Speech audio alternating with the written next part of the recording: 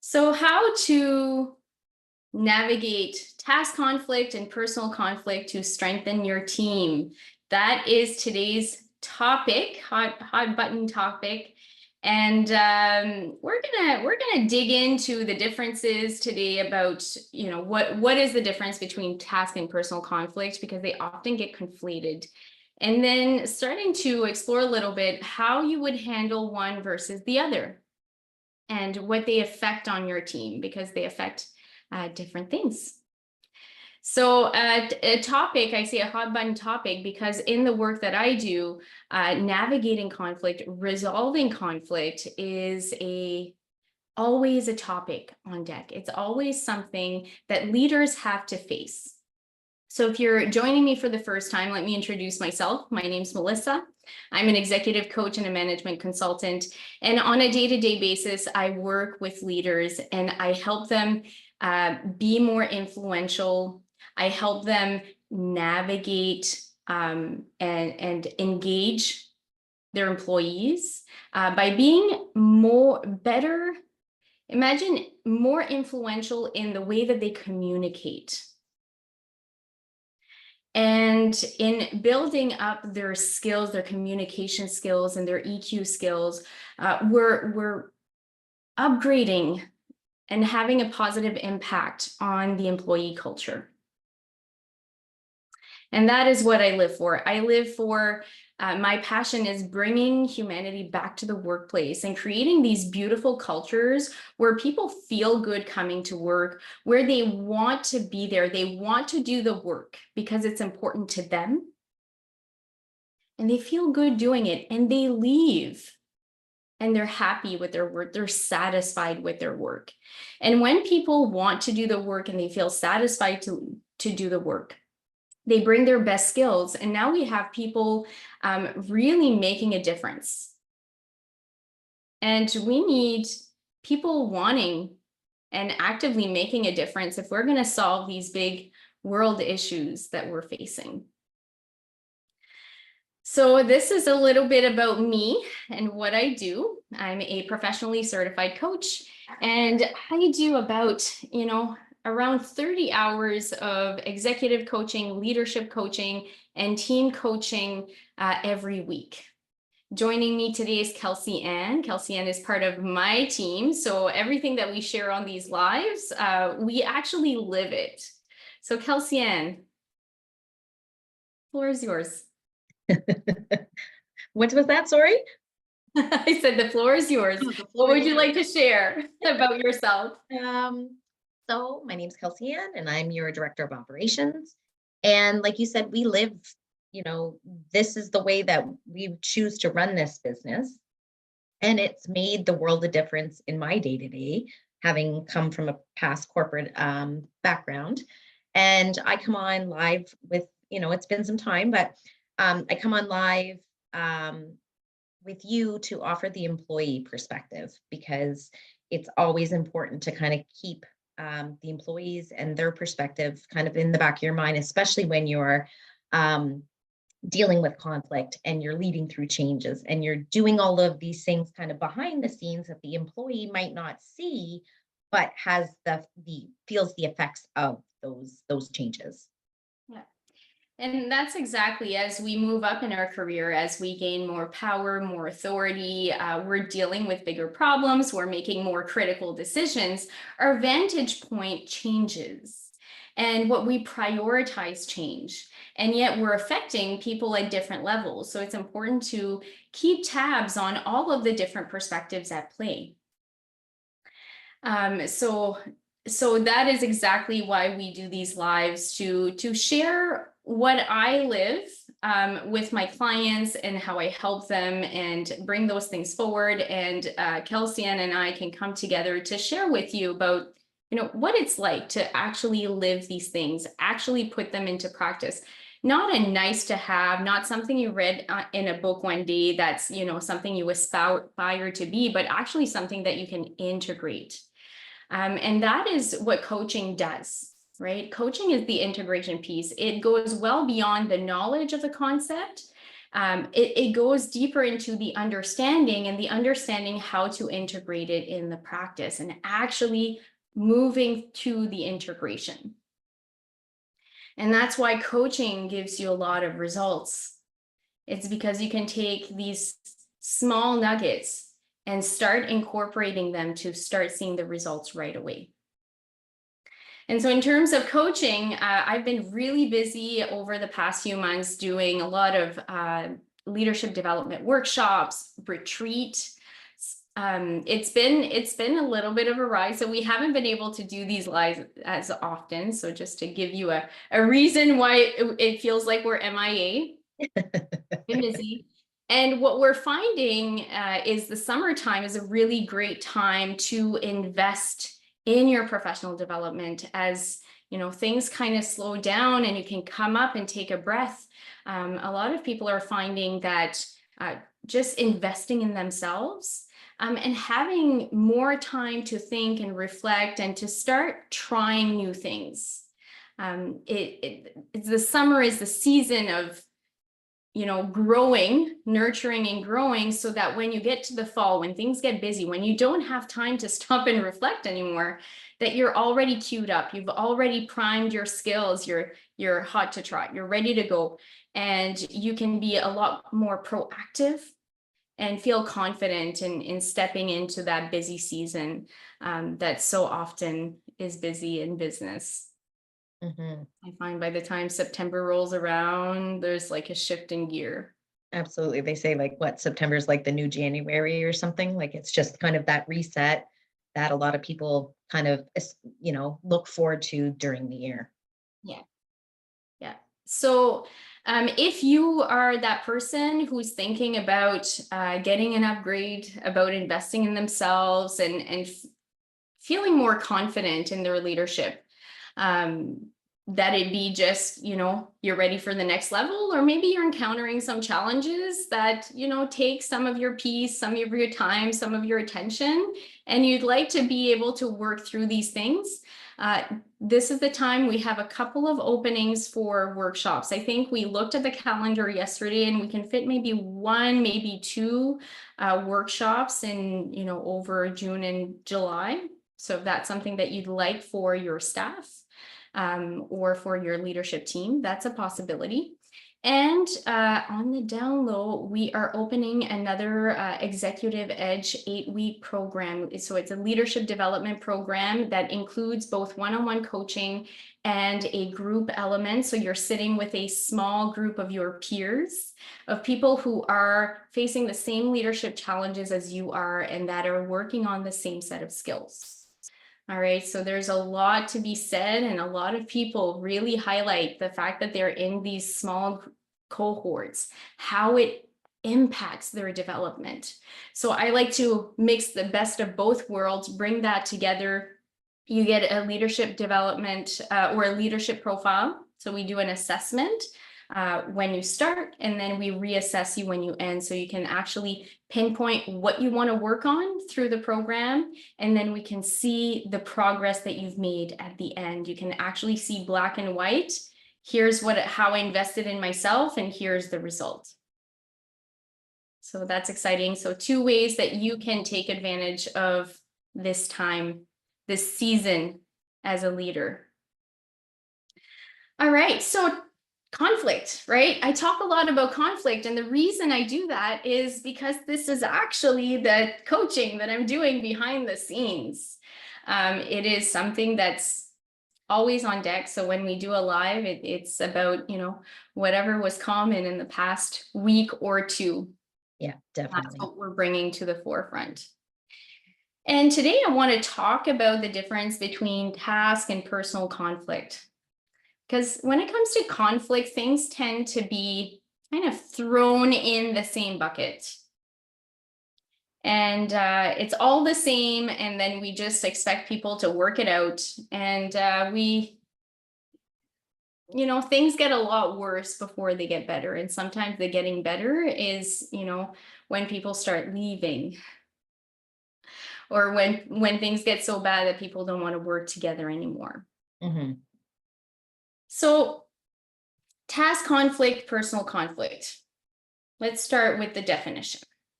What is, when I say these terms, Kelsey Ann, what do you hear?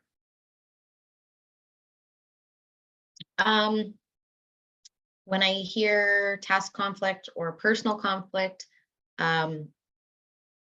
personal to me is between the two people. Task is about the thing in between us. So it's about the job or the report or the thing that we might be disagreeing about. And it's not personal, it's about this thing. Yeah. When it's personal, it's directed at them. There's no thing that we're talking about. And it's almost like a dirtier way to fight, right? Because you're making it about them and who they are as a person versus about the process or the system or whatever it is. Yeah. And it's the difference between, I feel in conflict or I feel in tension with how you want to move forward or how you think about the work or what you're prioritizing, versus I have a problem with you. Mm-hmm. And most conflict at work starts with task conflict. So task conflicts, it's when we differ, we have different opinions, we have different viewpoints, we have different ideas, maybe competing ideas, different ways that we want to accomplish a task. How I want to do it, how you want to do it is different. It could be the goals that we want to move towards, the way that we're making decisions, the strategy. There's a disagreement about how we're thinking and wanting to do things.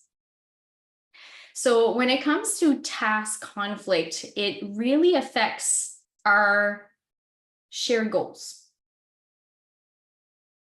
It affects our ability to our direction. So if you want people to kind of align and move together in unison, this is the direction. And then when it comes to personal conflict, it's interpersonal. There's something about you I don't like. It's a difference in values. It's it can show up as like in-group, out-group. There's a social capital, usually gain or loss. There's the feelings that arise with task conflict. It's more like frustration. Whereas in personal conflict, we have more resentment, disgust. So the feeling is a little bit different. And it's how I see you. So we hear things like, this doesn't align with my values. I don't like this person. And when we have personal conflict, it affects trust. It really disrupts our ability to work together. It doesn't matter the task. The task doesn't matter anymore. The task that we were disagreeing on, or any task, right? It disrupts our ability to work together. And it really affects team cohesion. So task conflict affects shared goals, and personal conflict affects team cohesion.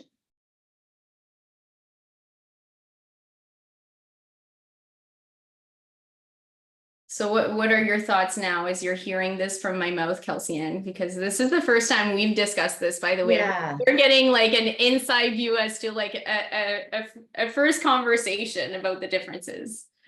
I guess I kind of, assumed that all conflict was the same, right? It's always personal because it always feels personal.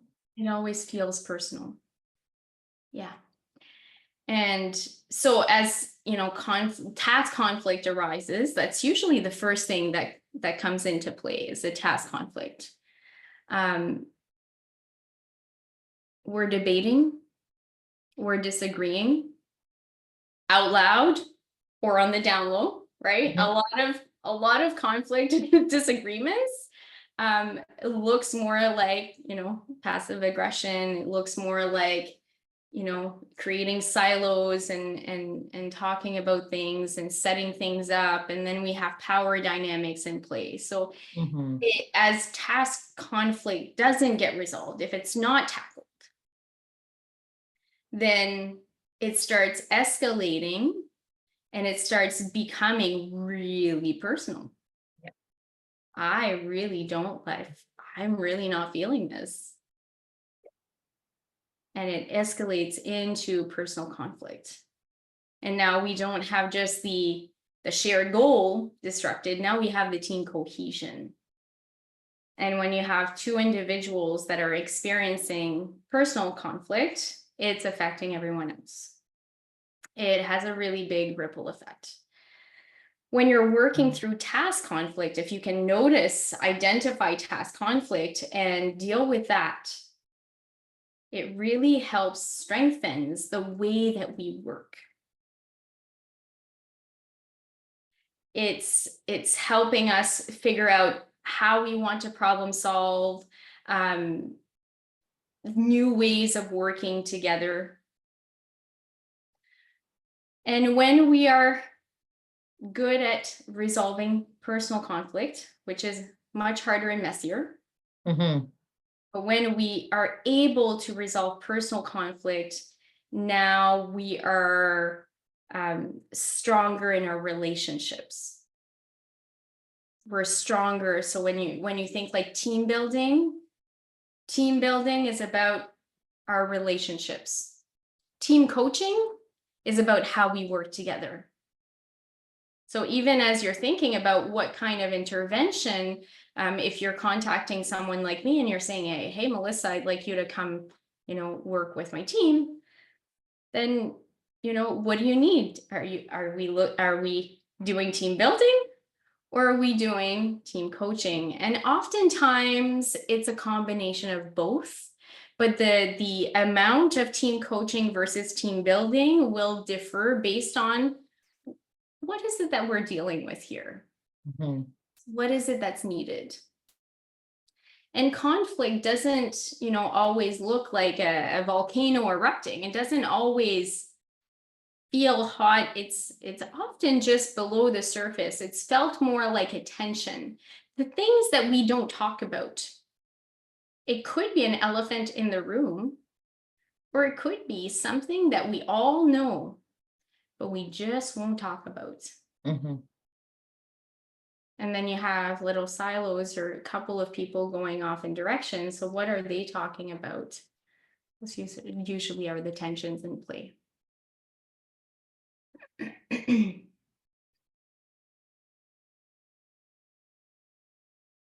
Yeah, I'm thinking like as a leader, what for somebody listening to this and hearing this for the first time and realizing, oh my gosh, there's a difference. Excuse me, there's task conflict and then there's personal conflict. And then, oh my gosh, in my, with my team, we have both, or we have one, or we had one, and now it's turned into the other. What would you say? What would you recommend as their path forward? Like they are the ones dealing with the task conflict turn personal, or just turning personal. Like how do they move forward once they now can see, oh, that's what's been going on? Yeah. So the what's next? Mm. Next. And so it's hard to give like a clear cut answer, but here's what I can tell you. There's one thing that helps both. And that one thing has to do with you as a leader. And that thing is called EQ. And I want to dive into, what I really mean about EQ. So EQ is being smarter with feelings. So emotional intelligence is a concept of being smarter with feelings. EQ is the measure. It's the emotional quotient. So when I'm doing a leadership assessment, we're measuring the EQ competencies, the emotional intelligence competencies. So there's not just one competency, but there is a cluster of competencies that we're working on. And all of these competencies are the things that are going to help you resolve the conflict. And you don't need one, you need all of them. Okay. And the beauty is that if you're working on these competencies, it's going to help you address A, personal task conflict, and B, personal conflict, both of them. So I just want to highlight what that might look like, because it's hard sometimes to like close that gap. Okay, I know EQ is important. I read, a paragraph in a book somewhere that talked about the importance of EQ. But, what is EQ in action? Well, let's talk about empathy. And empathy, this is not about being ooey gooey, feely, touchy, giving yourself away, helping all your people. That's not what I'm talking about. I'm talking about being able to connect and understand, really understand what's going on. And empathy is almost like being able to have feelers out and know what's happening.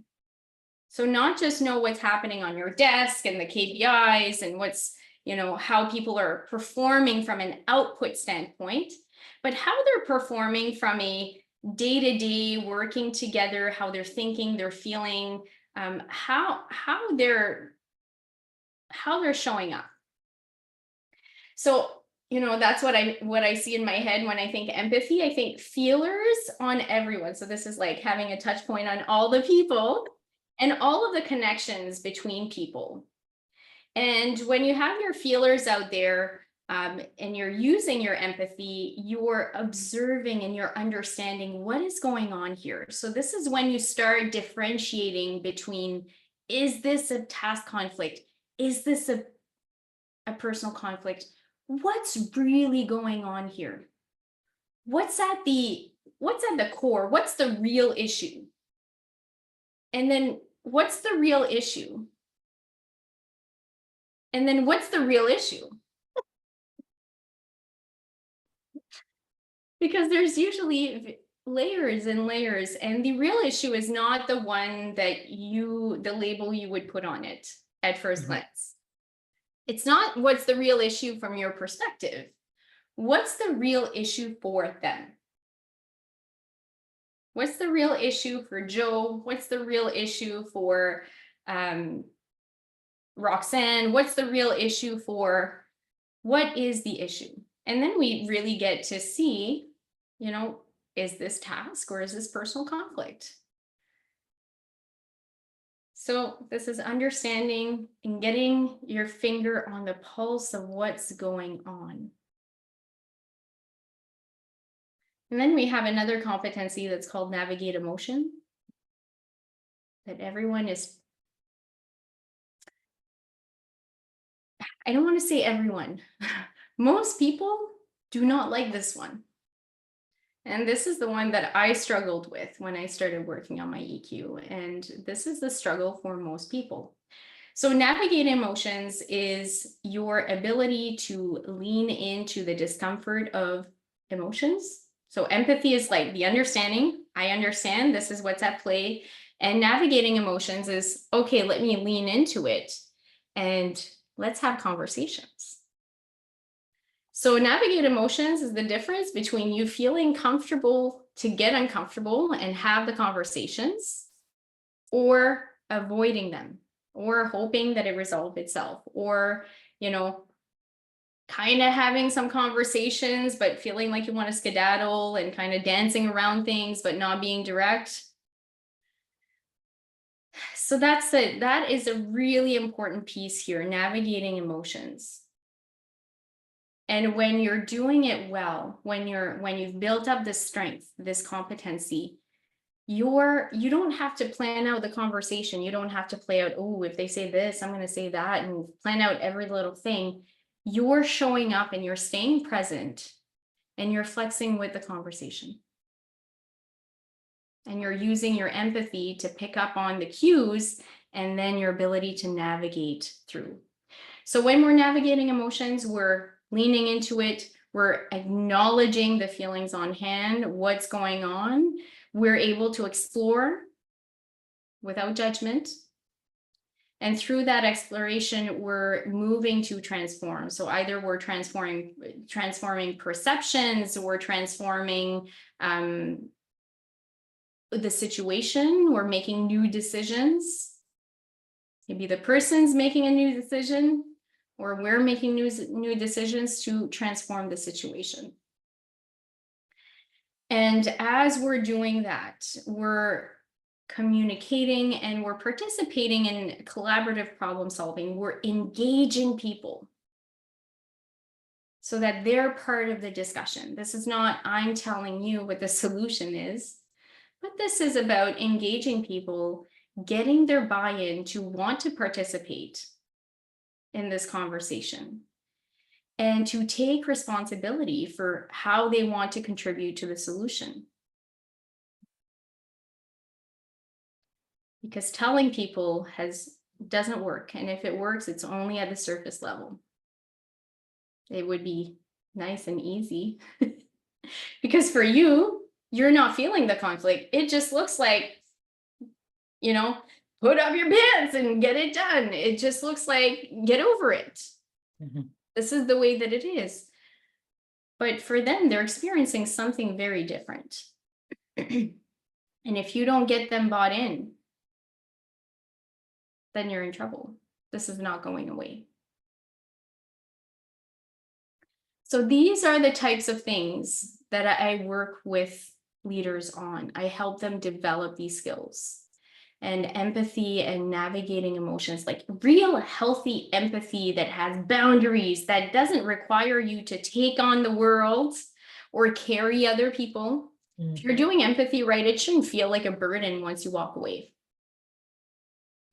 And then being able to get comfortable and feel confident in having the difficult conversations, because those are the conversations where you're actually going to see a change.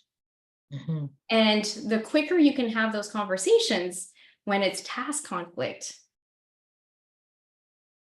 you can move through it really quickly. And you're strengthening your team as you're doing it. So if you're able to handle the task conflict at hand and it doesn't progress, then you're less likely to have a personal conflict about that task, because it never gets to that stage to grow into something personal. Okay. So I'm going to ask you a question. How often do we navigate conflict, in your opinion? Daily. Yeah. Yeah. And in doing so, you ask a lot of questions. Yeah. And you do not tell me how I feel. Mm-hmm. You don't really tell me anything unless I ask, how would you handle it? Or when you did this job, when you did that, how did you go about it? Or how long did it take you? Or whatever the particulars are, is then when you offer the information. How often do we have task conflict versus personal conflict? I would say it's mostly all task, because we don't let it get personal. We don't let it get to that point. We talk about it right away and figure it out and, okay, what's our path forward, so that it doesn't fester and become bigger and bigger, like sweeping things under the rug. That's not, we know we don't want to have personal conflict. So it's never really on the table because we never let it get that big. Yeah. And it's easy. It's kind of strange in the beginning. Yes, definitely. Like, oh, wow, we're just like directly dealing with things. That's that, when as we grow and we invite more people on the team, right? Yes. That's part of like, hey, we're real. We have lots of empathy and we're going to have real conversations and deal with things head on, because we're just going to deal with it, but we stay very empathetic and we always leverage our personal relationship in the process. I can honestly say that you have asked me many questions that I have never been asked before from a boss. And one that always kind of circles back in my head was when I lost my aunt, and you knew that she was very close to me. You had asked me, how will you incorporate grief into your day? And I had never been asked that question before, right? Or even considered, okay, well, I'm going to be working and I'm going to be grieving. And what's that going to look like? So I appreciate the fact that we do talk as much as we do about feelings, like, and but it's not, me bearing my soul to you or you bearing your soul to me or anything. It's very productive conversations that we're able to move through these task conflicts, Yeah. and so that they don't become personal conflicts and affect our relationship, for sure. Exactly. And that would have been an example of a very proactive question. If, Kelsey Ann is going through something personal and you're not really showing up at work because it's affecting your performance and the output isn't being done, we're going to have a problem. Mhm. So let's talk about that before that arises, right? So we're dealing with the task conflict before it's even a thing to make sure it doesn't become a thing. Mhm. Yeah, so and we don't spend a whole lot of time. It sounds like, oh, we're always talking. We work remote. Mhm. We are, rarely in the same room or in person, and yet we feel very close and connected. And it's an ongoing when we touch base, Mhm. and it's just regular. It's Definitely. not hours at a time. No. We don't have hours to talk. Have hours. Exactly. If you saw my calendar. All right. So that is what I wanted to cover today. So if you're listening right now, say hi, hashtag replay if you're listening on the replay. And I want to hear what you heard today that was meaningful to you. What are you taking away? What's that nugget that really stands out? And I'm going to ask you, Kelsey Ann, what really stands out to you? She knew it was coming. You saw that, huh? I know. I was like, what am I going to say? I think just that the awareness that not all conflict is in the same bucket, and the quicker we can identify conflict is there and or differentiate between task conflict and personal conflict, the quicker we can actually get to the root and move it forward. And ignoring it is just going to make it get bigger and likely move it into a personal conflict. So the quicker we can address task conflicts, the better. Yeah.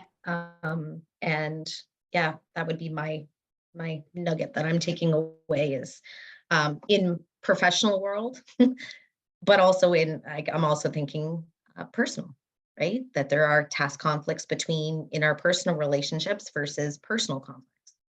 Absolutely. Touche. And so Different tasks. if it's gotten to personal conflict, if you're listening to this and you're thinking, oh man, like I'm in it. And Yeah. I this has been going on for years, months or years. Contact me. We can look at, and I'd be happy to make a recommendation. Because when we get into personal conflict, it becomes a little bit more complex, a little bit more messy. We might be dealing with some trust, some distrust, some. There's usually other And elements on the table, yeah, especially if it's been going on for a while, I would assume. exactly. So we want to look at the different dynamics and a little bit more about what's the real issue in order to know how to tackle Mhm. and to move forward with something like that. So it might, in my experience, it's usually multi-layered. It's not just like do that one thing and you're good. It's going to be multi-layered and it's over a period of time. So there's usually a few phases in the process. So just a quick question. Would you say that the longer time that it's gone from task conflict to personal conflict and you haven't addressed it, and then it's now in personal conflict and it's getting bigger and bigger and bigger, it's now going to be a little bit more work to try and resolve that conflict because there's now multi layers that have built up over time? Yeah. So yes and no, because so the illusion is like, oh, if it hasn't been too long, then it shouldn't be too bad, right? The flip side of that question. Right. And it can get really like messy fast. Right. Right? Personal conflicts, if you're in a personal conflict for a month, you might, that might be enough for you to leave your job. Right. And sometimes you're in a personal conflict for 10 years. Right. So time, what I would say about the time factor is how many people get affected. Mm. So it gets more complicated in the sense of there's more people that are touched and affected by this personal conflict that enter into the conversation. And then that can start affecting many relationships, not just the one initial relationship. Now we're affecting clusters of people. Mm-hmm. And be different tensions, like new tensions that come up based on this. So it can grow in terms of how many people are involved. Mm-hmm. And then I'm just like, thinking about that and how many side stories, right? That game of telephone, that this might be the actual issue, but yet whatever is going around is not the actual issue. It's what they have perceived the issue to be. Exactly. So there is a way forward. So the good news is, you can build up the skills to do this. I can help with that. And if you are in a situation that's a little bit more complex, I am very happy and willing to help you come up with a plan, a strategy for how to move through this. Depending on the situation, you might be able to, build up the skills and do it yourself with my help. And sometimes an external consultant can be helpful, an external person. But most often, I think people really jump quickly to bring in HR or to bring in a consultant when if they were leaning on the right skills and they had the strategy, you'd be surprised how much you can accomplish. So I am very happy to empower you with those skills. So if you're interested, what should they do, Kelsey Ann? Maybe write a little note below. If you're interested in building up these skills, write the executive edge in the comments. And if you're thinking about investing in your team, in your leadership team, write workshop, and we'll be in contact with you to get that set up. I'm only one person, so my schedule gets full real fast. And so if you are thinking about that and you're thinking this is a good time for you to invest because fall is busy for you, then take advantage. This is the moment. In the next week, we're going to be kind of finalizing the agenda between now and September. And we're already booking into September, by the way. So if you're thinking fall, now is still the time to take. Absolutely. Because by the time September rolls around, we're probably going to be into January at that point. All right. Have a great rest of your week. Enjoy your coffee. And I will see you maybe next week. Scheduling permitting. Bye.